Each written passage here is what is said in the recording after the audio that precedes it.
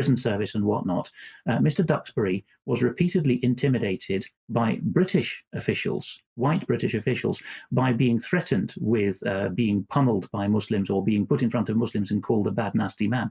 And in one case described there by Crime Bodge, he was put in a small room with an imam, I think one imam known to the prison and probation service, and told, well, go and explain yourself to the imam. And Mr. Duxbury said, hello, Mr. Imam, let me civilly explain to you what I did in this video. The imam said, I see.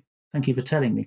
At which point the probation officer yelled, no, don't talk at the imam, listen to him, get yourself re-educated. And this continues through the probation service, where, of course, he's not allowed to record.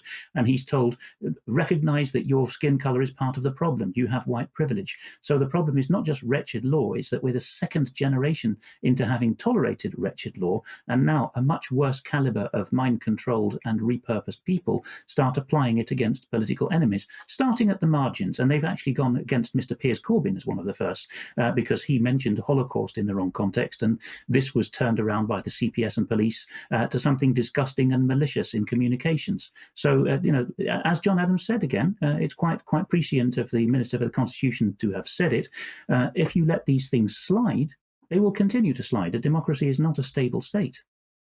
That's absolutely right. And but Alex, I would say that there is quite a body of evidence to suggest that this concept of right-wing extremism is something which is being it's a construct which is being built by the police and by the security services and by the government at the moment. It's not really there, and not to any significant degree anyway.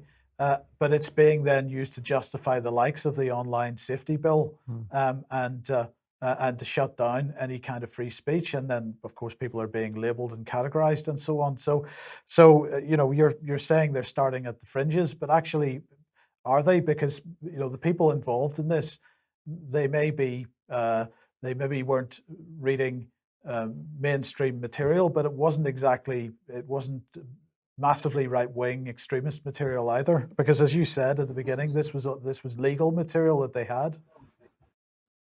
Yes, and another of the cases where malicious communications have been brought in recently, again in Yorkshire, which seems to be suffering greatly from this, the Crown Prosecution Service and the police colluded to trawl all those who had been leafleted by a party and a movement called Patriotic Alternative. Some of our viewers are sympathetic and others are not to them. We have to leave that aside and talk about the issues. The leafleting concern, which got a young man at least threatened with jail time, was simply demographics. And this is, I think, quite comparable to how UK Column is now being hounded for statistics. If it's the wrong kind of statistics, and likewise with the downloads that the defendant in Kingston had and that's now gone down for 5 years for, it's the wrong kind of legal material. The plebs are not meant to have this stuff.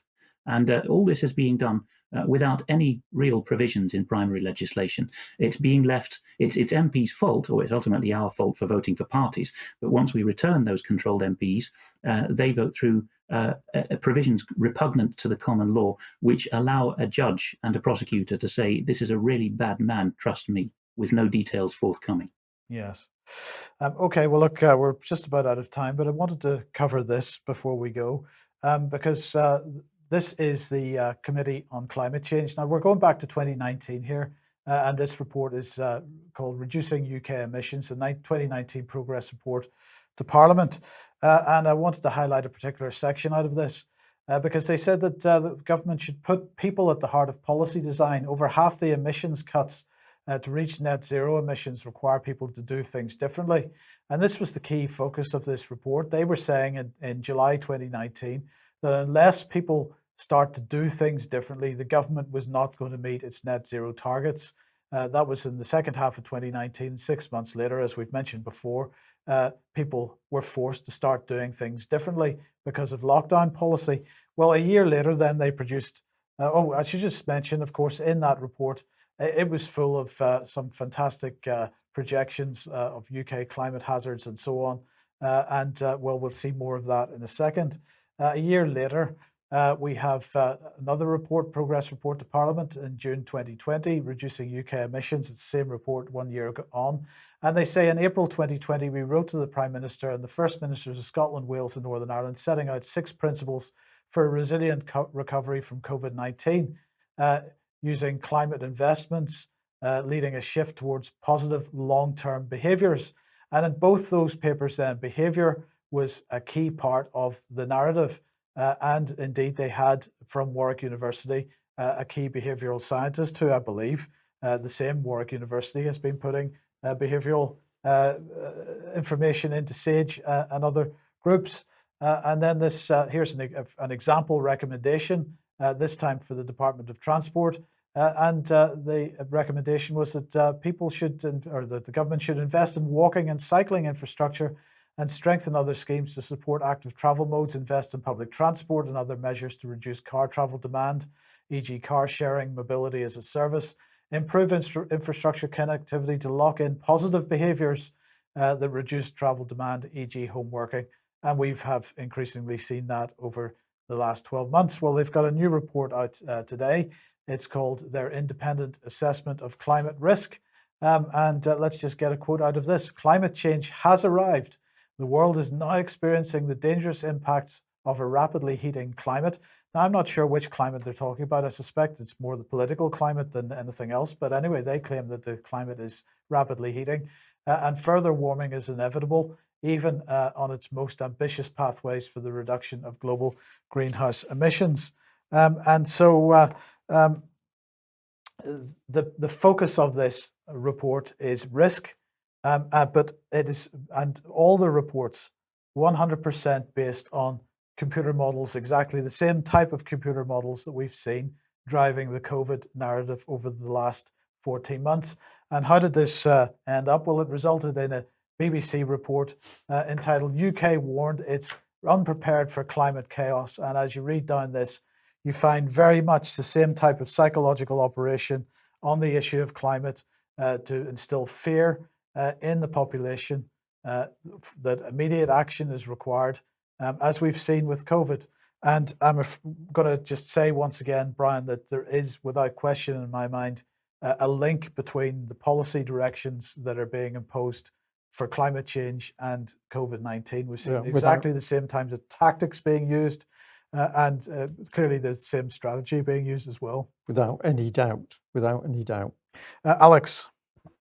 On that score, Laura Dodsworth, in her book, A State of Fear, records her surprise that when she was talking to one of the several SPIB members who deigned to speak to her, they made a mental segue from COVID-19 to, look, climate change is much the same. And she spends a paragraph saying, what on earth triggered that mental equivalence in the mind of the SPIB member? Because I think that equivalence was there all the time. Reframing is the answer.